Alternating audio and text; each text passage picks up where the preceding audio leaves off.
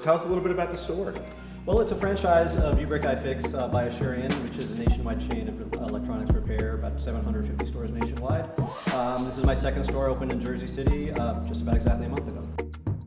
We handle insurance repairs through Assurian, so if you have phone insurance, you can file the claim online, come into the store, and get the screen repaired in about an hour. But we also handle laptops, desktops, tablets, game systems, anything, anything with a power button, we can try to take a look at and fix.